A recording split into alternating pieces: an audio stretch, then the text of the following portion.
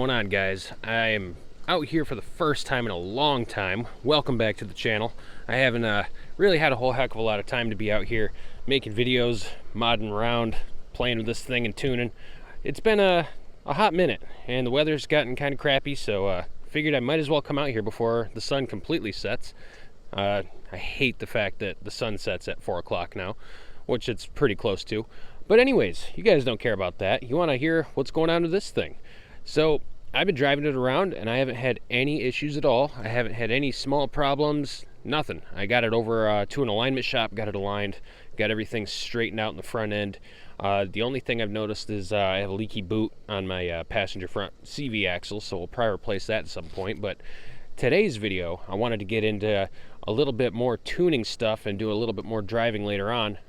Something really cool that I spotted online a while ago was how to set up a rolling anti-lag. And if you have Ecmlink, you can set up anti-lag to launch. And we're only running that 20G turbo, so we don't really need it, but rolling anti-lag would be pretty sweet if you're driving down the street and you want to, maybe hook up a button or something, push the clutch pedal down, you kind of slow down, you can brake boost.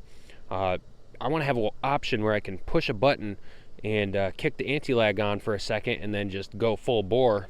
20 pounds of boost, not that much, but it's enough. And I thought it would feel really cool to be on the highway going 40 miles an hour, hit the rolling anti-lag button and just launch from that. So I did some research. I'm not 100% sure if I figured this out, but today we're going to give it a shot regardless. I want to try over here to hook up on the driver's side a switch, a momentary switch.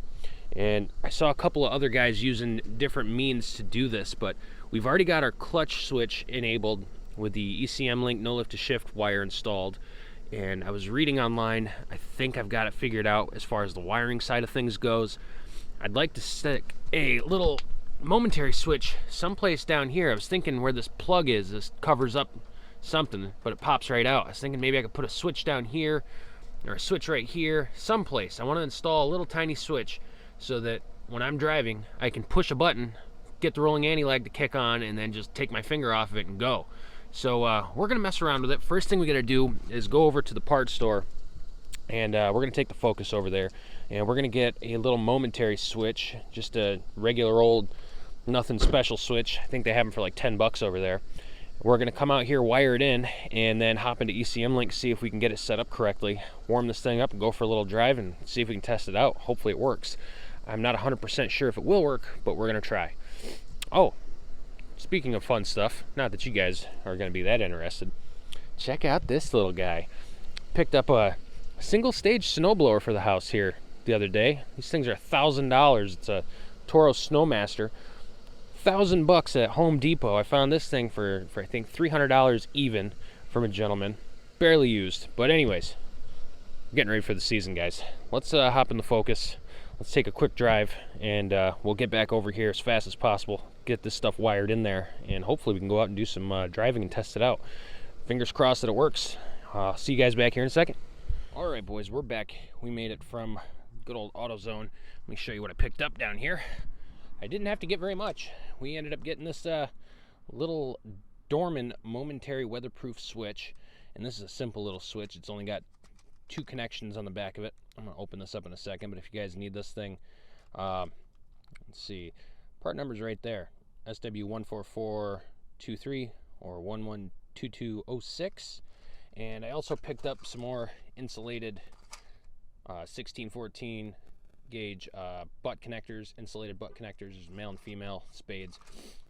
So now we have to get down here, and this is the fun part, because if you guys have installed this mod already, you remember how fun it is getting all the way, I don't even know if I can show you yet, up behind this clutch pedal where that wire is for the switch.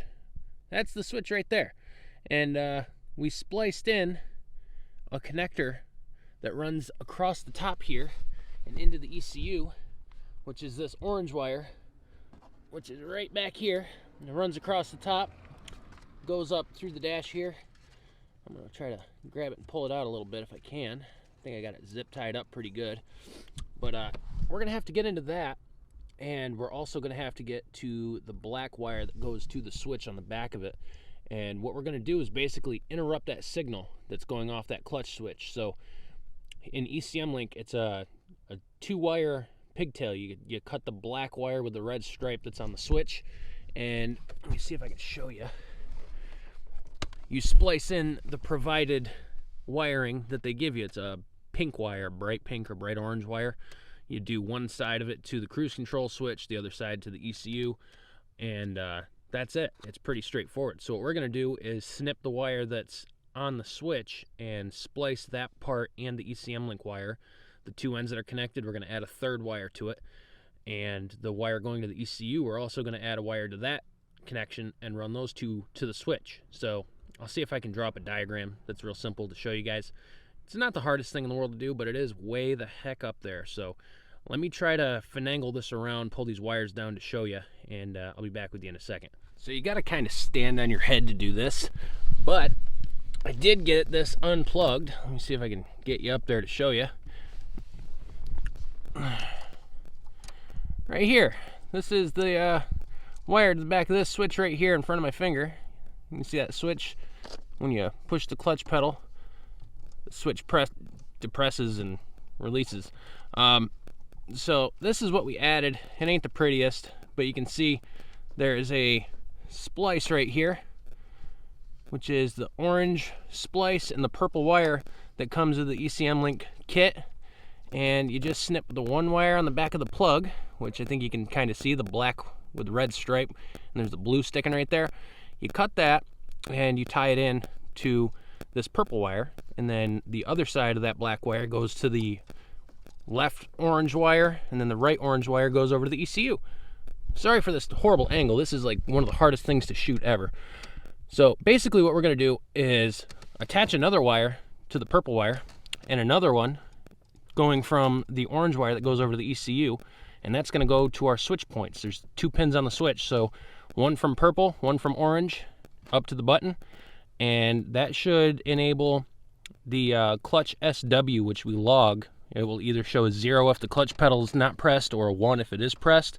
Now once we have those wires spliced into the switch, we should be able to push the button down, and it should show a 1 as if the pedal is engaged and a 0 when it's not engaged. So we'll be able to turn anti-lag on with that button.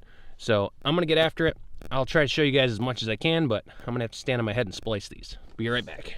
Before we even get into the splicing, I wanted to show you this. This is a little cover that goes right here, and you can see there actually is a little bit of space right there. So what I'm going to do is I've marked that with a little dot, and that's where I'm going to put my switch, going right through this hole right here when this is over it. This little guy right here. Let's see if I can open this up one-handed. Oh yeah. Come on. Alright, so this has the switch and a little locking nut, so you can install this in whatever you want. I'm going to have it go right up in this little space, nice and flush, and I'll put that piece back in once I drill out a couple of holes that will accommodate this switch. So let's go downstairs, drill a couple of holes. We'll come back out here, get that installed, and get the wiring going. Oh yeah, before I forget to mention, big thanks to all you guys who bought a t-shirt, hoodie, or sweater. We were able to buy a bench vise with some of the proceeds from that, along with paying for this switch. So make sure you go to todaysprojectguide.com and check out all the merch. If you guys are interested in picking up something for your GST, GSX, there's a bunch of different designs on there, a little bit of Nissan stuff, but hit it up. Actually, I'm rocking one right now. I'll show you.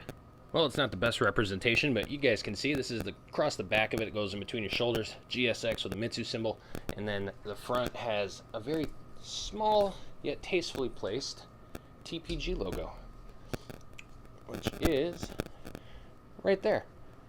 I think you guys can see that. But anyway, check it out at todaysprojectguide.com. Let's get back to this. So basically what I got to do is take this switch right here, line it up to a drill bit that fits this diameter of the threads. We're going to slide it into a hole that I drill right here, and then we're going to have this mounted, and it's a nice low profile, small action. It doesn't take very much to press it. It's just a little tiny momentary switch, and we'll have this down on the driver's side towards the bottom edge of the dash there. It's right within arm reach. We'll be able to get it and press it whenever we want to do this. So I'm going to start putting some holes in this little piece of plastic.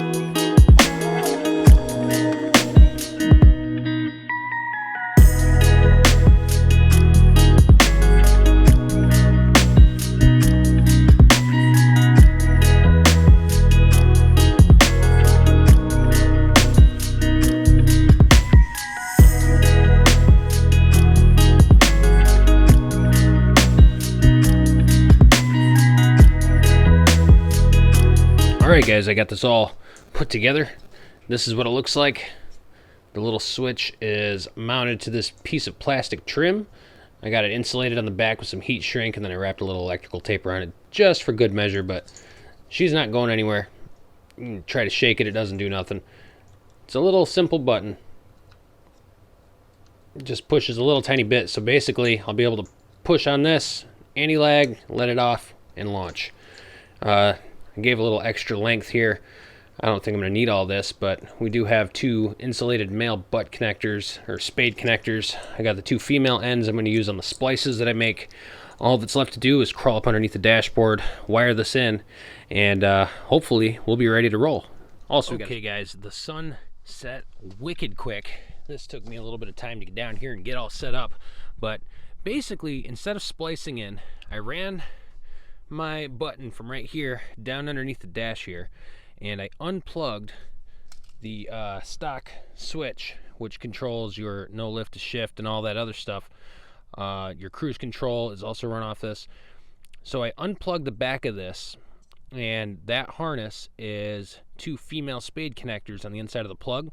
So I made a cable that's a male spade going into the back of the plug, another male spade going into the back of the plug, ran up to my little switch right here. So that's going to bypass the clutch switch for cruise control. So it disabled my cruise control, but that's fine. I've never used it before, maybe once. Probably going to delete that here in the coming months. Maybe when it gets nice out, I'll get a non-cruise cable and throw in there and clean up the engine bay a bit. But anyway, now when I have my log running, let's see, check throttle. Yeah, you can see in the right side, throttle position right there. Let me turn that on. We'll do throttle position on, and we have clutch SW, and you can see that that says 1 right there. So if I push the throttle, you can see the throttle is going in the graph. You can push it a few times. Now if you look at clutch SW, it's a 1. When I hold my button down, it's a 0. So this is going to allow me to run anti-lag from a button. So every time I hold that button down and the certain parameters are met, if you go into Ecmlink, sorry it's sideways here guys, if you go into your ECU config live settings and you go into the ALS knock tab, now we can set up our different parameters right here. We can enable anti-lag with throttle position 70% or greater, RPM 4500 or greater, and speed 8 miles an hour or greater, and then it will use the clutch cut, which we've now put on a switch when it's, what is that, greater than or less than or equal to 30 miles an hour, and it's going to hold the timing at 12.3 degrees retard and add 10% fuel. So that's just the start settings here guys, don't copy me. It's going to be different for you depending on your turbo, this and that, a whole bunch of parameters. So anyways, I got this set up. Let me clean up this wiring. I'm going to put all my stuff away, and we're going to warm up the car and go out and give this a try finally. I've wanted to do this for so long. I've just been worried about disabling that switch, and you know, you don't do things until you're, you know, ready to suffer the consequences. But anyways, we pay attention right there to that clutch SW. I'm going to press the button.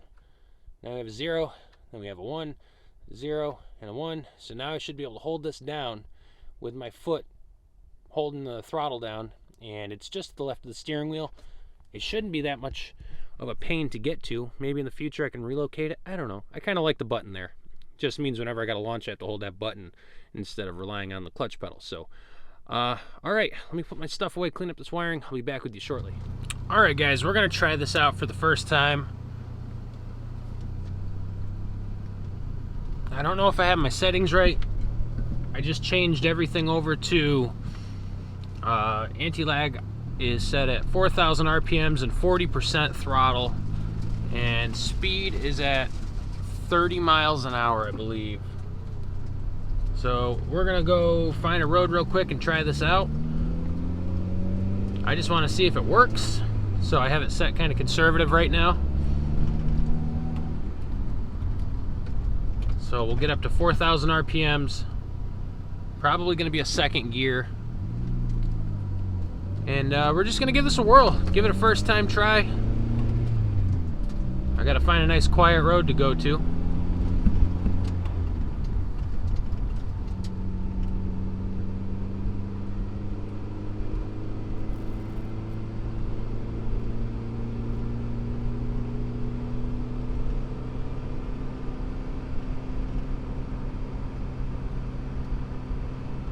Here we go.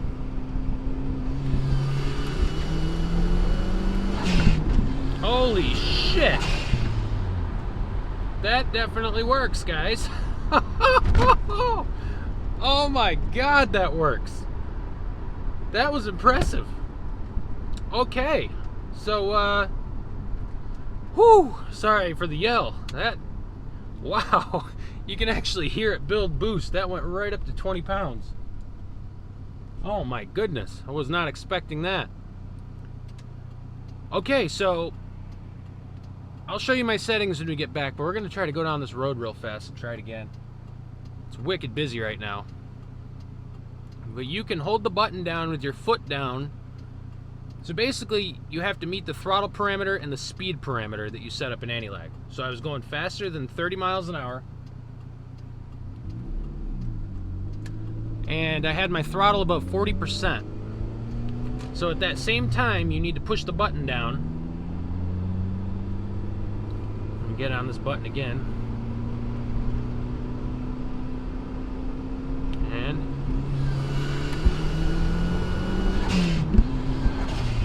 oh my good God. Yeah, it definitely works. Wow, that's exciting.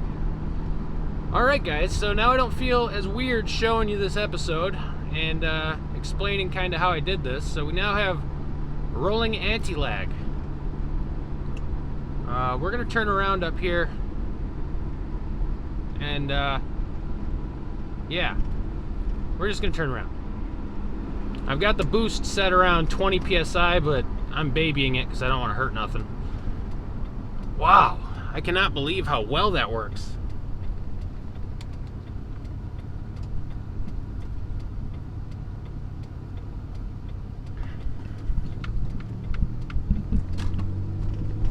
Alright, so here we go again. Finger is on the button, getting ready to press it. 4 grand. Oh my goodness. Running out of road. Alright. Man, guys, I am so thrilled about this. And I also got to give some credit to somebody else at the end of this video for giving me the idea to do so.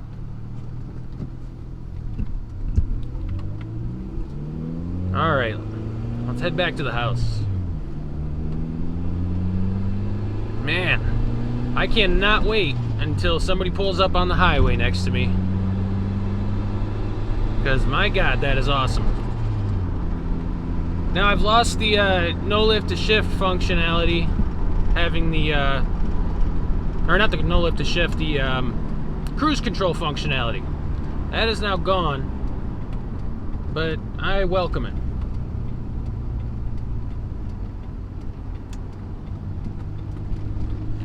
And hopefully you guys can hear all this and the audio isn't trash. I know that this exhaust system makes it hum a lot, so I'll try to denoise as best I can. But yeah, alright, we now have rolling anti-lag in the Eclipse running through Ecmlink. When we get back to the house here, I'll show you guys the settings that I just used to give this a whirl for the first time. And man, I am blown away how simple that is. A momentary switch from the parts store. My logs look fine, nothing got hurt. We went pretty quick up to, I think, like 18 psi rolling. And I think it helps it spool faster because you're already kind of cruising. The engine's already up a little higher than normal. It's not idle or a launch situation. I don't know. It works. All right, guys. That was a total blast, and it definitely changed this car for the better. I got a huge grin on my face. I can't even lie. I wanted to show you guys the settings that I used just now. And it worked out great. It spooled stupid fast. This is kind of aggressive, so I wanted to explain some of these settings here. We are in the Ecmlink Live settings under the ALS/knock tab. This is your threshold that you have to have the throttle to before anti-lag will kick on. For some reason, this log is showing a different number, but I actually used 40% on that run. 40% throttle. I had my RPM down to 4,000. My speed was 8 and 30, so I would match 30 miles an hour.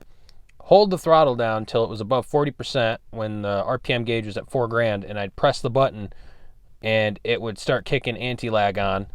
And within a second, like literally a second, it would build 18 to 20 pounds of boost, and you just let the button off. And you don't want to hold the button down for crazy amounts of time, obviously. Sorry, my camera keeps floating over. And your timing, this is retarding the timing. So it's 12.3 degrees after top dead center. So that is essentially retarded timing. And I can show you that in the log. I enriched the fuel by 10%. That was the same. Your settings are going to be different, and be careful doing this because you can blow stuff up. Don't set things. The higher that you do the timing number, if that goes from 12 to like 20, that's more aggressive. That's more heat that gets dumped through the turbine housing. A lot more stress on your exhaust valves, all that. So do it very sparingly. Don't be holding that button down and just burning up your parts. Don't hurt yourself.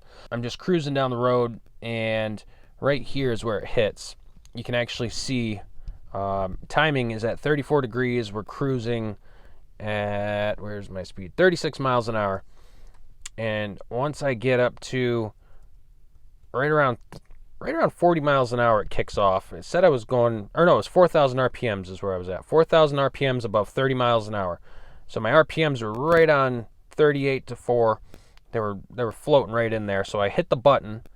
For just a split second, you can see the timing dumps down to minus 13 degrees, and this blue line is the boost, and you can actually see the boost right here. In that short amount of time, that maybe 1.5 seconds that I was holding it, it pops right up to, what did that say, 17 pounds of boost, and then you let your finger off the button, and you just sail.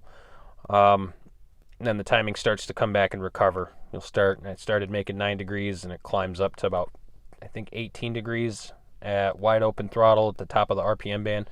All I did was use 2 male spade connectors. I connected the switch to a female spade connector on both of the 2 terminals and ran those back, unplugged the stock switch, and I ran the male spade end into the plug itself for my momentary switch. There's 2 ports on the plug, and each one of those takes a male spade. I think it was like a 14-16 gauge male spade connector fit right in there. And after that, you set up your parameters in Ecmlink Live and go out and have some fun. Anyways, guys, I gotta throw some credit in here. If you haven't checked out a gentleman by the name of Gabe Ortega, search his channel on YouTube. I haven't spoken to him or anything, but go over and take a look at his channel. He's got a totally clean black 2G. He's got a GSX and a GST. Both of them are running, the GSX makes big power, runs like 40 PSI, and his GST, I've been watching his videos recently. That thing, I guess, makes about 30 with water methanol injection. 2 really clean rides. He does all his own wrenching. He takes the transmissions out, rebuilds the motors. He does it all. He has some great information, some great content. Check his channel out. I'll link that in the description. And his car is actually running off, it's got rolling anti-lag through Ecmlink, running through his wiper stock. So the sprayers, when you pull your handle back here, I don't know if you can see, the switch, he has rolling anti-lag set, so when he pulls this back, it kicks into rolling anti-lag, and then he lets it out, and it is on full boost. So I kind of did something similar, but I used a momentary switch instead and put it in a different location. And I don't think you guys can see it anymore because it's pitch black out here, but it's down. If you're looking, I don't know, you can't really see the steering wheel much, but here's my steering wheel. It's just down here below the steering wheel, so it's kind of hidden, kind of out of the way. It's unsuspecting. Nobody knows that it's there. So I'm happy with the install. It is kind of an awkward place to grab, but it's wherever you put the button, you're going to find it, trust me.